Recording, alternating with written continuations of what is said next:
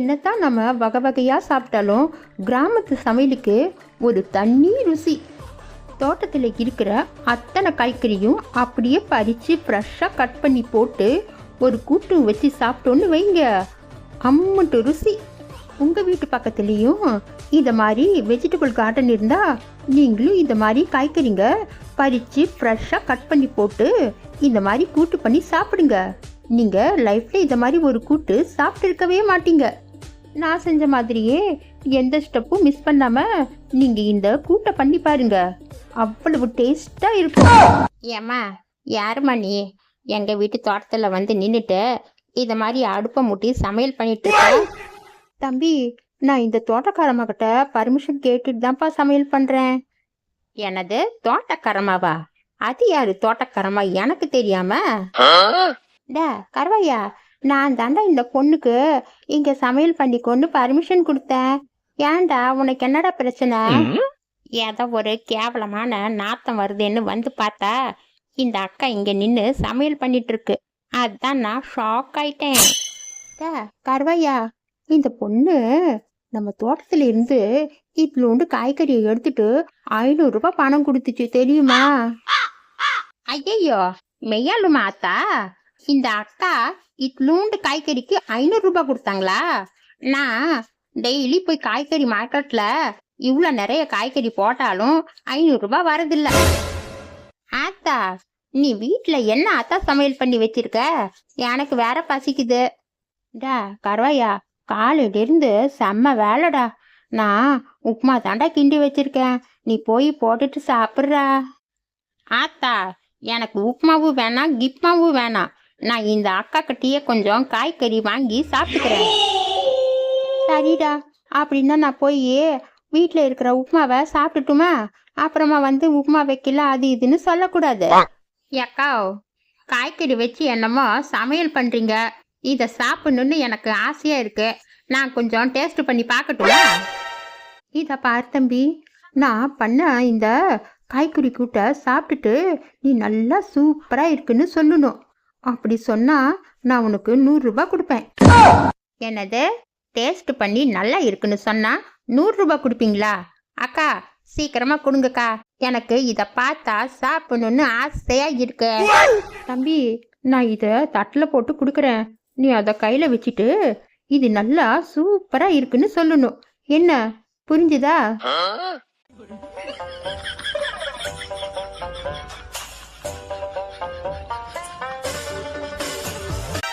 தம்பி, என்ன ஆச்சு? ஒரு வாய் போட்டுட்டு அப்படியே வாய் பேசாம நின்றுட்டு இருக்க, என்ன ஆச்சு சொல்லுப்பா. ஏக்கா, நான் தெரியாம எங்க அம்மா கிட்ட உப்புமா வேணான்னு சொல்லிட்டேன். அதை நினச்சி ஃபீல் பண்ணிட்டு இருக்கேங்க்கா. நான் 1 கோடி ரூபாய் கொடுத்தாலும் பொய்யெல்லாம் சொல்ல மாட்டேங்க்கா. இந்த கூட்டு சுத்தமாக நல்லாவே இல்லை, வாயில் வச்சா வாந்தி வர மாதிரி தான் இருக்கு. எனக்கு உங்கள் 100 ரூபாயும் வேணாம், இந்த காய்கறி கூட்டும் வேணாம். நான் வீட்டுக்கு போகிறேன், என்ன விடுங்க. தம்பி, போகாத இருப்பா. நான் யூடியூப்பில் இந்த மாதிரி சமையல் பண்ணி வீடியோ போடுறேன், ஆனால் எனக்கு வியூஸே வர மாட்டேங்குது. யாரும் என் வீடியோக்கு லைக்கும் பண்ண மாட்டேங்கிறாங்க. அதுதான் எனக்கு ரொம்ப கவலையாக இருக்கு. தம்பி, என் வீடியோவுக்கு வியூஸ் அப்படியே பிச்சுக்கிட்டு போகணும், அதுக்கு ஏதாச்சும் ஒரு ஐடியா இருந்தால் சொல்லேன். இதை பாருக்கா, இப்போ எல்லாம் யூடியூப்பில் எல்லாம் பேய் வீடியோ தான் நிறைய பார்க்குறாங்க. நானும் நிறைய பேய் வீடியோ தான் பார்ப்பேன். அதை மாதிரி நீ ஏதாச்சும் பேய் வீடியோ போடேன். அட, இந்த ஐடியா நல்லா சூப்பராக இருக்கே. ஆனால் நான் பேய்க்கு எங்கே போகிறது? ஏக்கா, நீ ஒன்றும் கவலைப்படாதக்கா, உனக்காண்டி நான் பேய் வேஷம் போடுறேன். நைட்டு நம்ம பேய் ஷூட்டிங் பண்ணலாம், என்ன? தேங்க்யூடா தம்பி. நம்ம வீடியோக்கு ஆலமரத்து பேயின்னு டைட்டில் வைக்கலாம். இந்த மாதிரி டைட்டில் வச்சா வியூ நல்லா பிச்சுக்கிட்டு போகும். சரிடா தம்பி, இந்த காய்கறி எல்லாம் வேஸ்ட் பண்ண வேண்டாம், நம்ம இது ஆடு மாடுங்களுக்கு போட்டுடலாம். ஏக்கா, இந்த காய்கறி சாப்பிட்டு ஆடு மாடுங்களுக்கு ஏதாச்சும் ஆயிடுச்சுன்னா அப்புறம் நீங்க தான் காசு கொடுக்கணும், ஓகேவா? ஐயோ வேணாம் தம்பி, நான் இதை தூக்கி குப்பை தொட்டியிலே போட்டுறேன். நைட்டு நாம ஆலமரத்துக்கிட்ட சந்திக்கலாம். நீ மறக்காம வந்துடு. யாரு இந்த பொண்ணு? புதுசா இருக்க. இதுக்கு முன்னாடி நான் இந்த பொண்ணை இந்த ஊர்ல பார்த்ததே இல்லையே. யாரா இருக்கும்? இத பாருங்க, நைட்டு நான் ஆலமரத்துக்கிட்ட வந்துடுறேன். நீங்களும் வந்துடுங்க. இந்த விஷயம் நமக்குள்ள மட்டும் இருக்கட்டும், யாருக்கும் தெரிய வேணாம். என்ன நம்பி வந்தவங்கள நான் என்னைக்குமே கைவிட மாட்டேன். நீங்க ஒண்ணு கவலைப்படாதீங்க. இன்னைக்கு நான் உங்களை நல்லா சந்தோஷப்படுத்த போறேன். அதுக்கப்புறம் நானே போறேன்னு சொன்னா கூட நீங்க என்ன விட மாட்டீங்க. பாவி பையன் என்னம்மா பேசுறான்?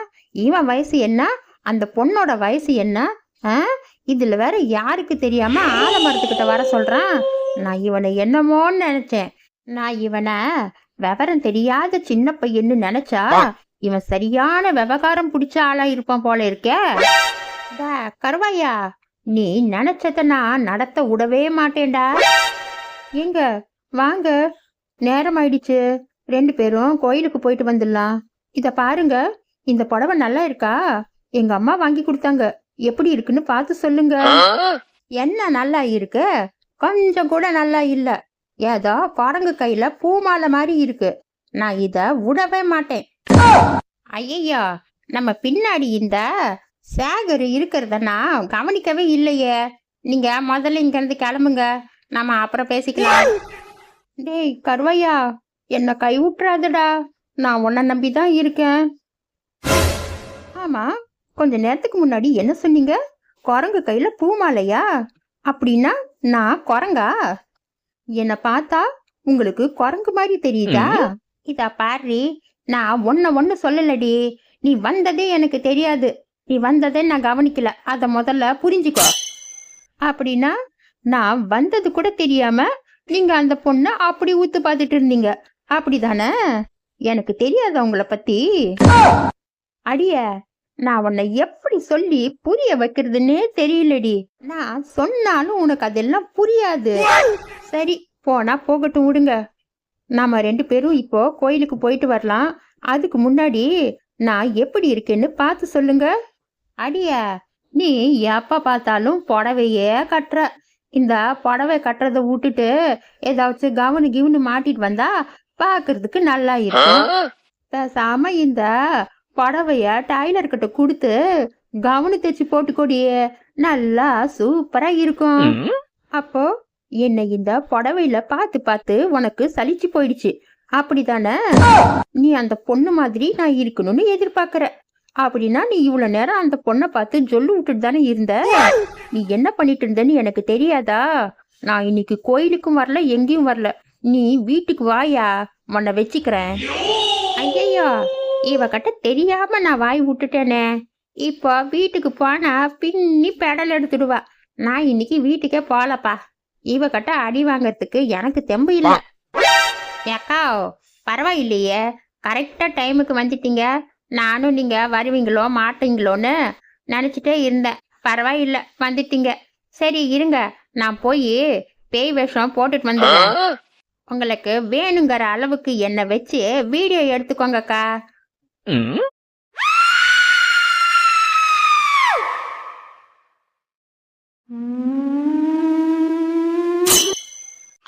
தம்பி, நீ ரொம்ப நல்லா ஆக்டிங் பண்ணப்பா. நிஜ பேய் மாதிரியே ஆக்டிங் பண்ண.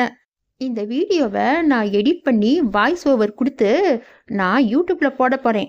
இனிமே என் சேனலும் சூப்பர் ஹிட் ஆக போகுது. சரிக்கா, மேற்கொண்டு உங்களுக்கு ஏதாச்சும் பேய் வேஷம் போடணுன்னாலும் இல்லை ஏதாச்சும் பேய் வீடியோவை எடுக்கணுன்னாலும் என்னை கூப்பிடுங்க. நான் உங்களுக்கு கண்டிப்பா வந்து ஹெல்ப் பண்றேன். சரிக்கா, நான் இப்போ போயிட்டு வரேன். ஆல்ரெடியே ரொம்ப லேட் ஆயிடுச்சு. கருவாயா, நீங்க 2 பேரும் நின்று இங்க என்னடா பண்ணிட்டு இருக்கீங்க? என்ன பண்ணணுமோ அதெல்லாம் பண்ணி முடிச்சாச்சு. இப்போ நான் வீட்டுக்கு போறேன்.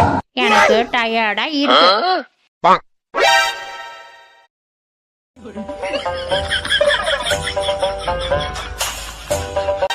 ஏய்யா, காலையிலிருந்து உனக்கு வீட்டுக்கு வரணும்னே தோணல இல்ல? காலையிலிருந்து இந்த பொண்ணு பின்னாடி தான் நீ சுத்திட்டு இருக்கியா? என்ன பண்ணாலும் கேக்குறதுக்கு ஆள் இல்லைன்னு நினைப்பா. இப்ப பாரு, உனக்கு கொடுக்குற அடியில அந்த பொண்ணு இங்கிருந்து ஓடி போகணும். இத பாரு, நீ என்ன அடிப்பேன்னு சொல்லிட்டு தாண்டி நான் வீட்டுக்கே வரல. இப்படி கண்டவங்க முன்னாடி என்ன தெருவுல அடிச்சு அசிங்கப்படுத்தாதடி. வேணும்னா நான் வீட்டுக்கு வரேன், வீட்டுக்கு வந்த வாட்டி நீ அடிச்சுக்கோ. ஓஹோ, ஐயா பிரஸ்டீஜ் பார்க்குறாரா? பிரஸ்டீஜ் இப்ப பாருவோம் பிரஸ்டீஜ் எப்படி போகுதுன்னு.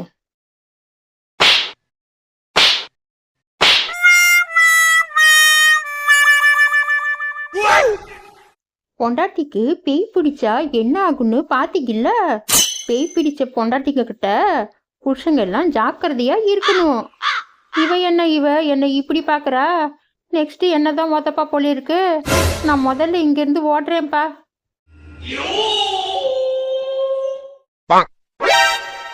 நானும் இவ மாதிரி கவுனு போட்டா இவளை விட நான் பாக்கிறதுக்கு சூப்பரா இருப்பேன். நாளையிலிருந்து நானும் கவனம் போட்டு எப்படி கலக்குறேன் பாருங்க.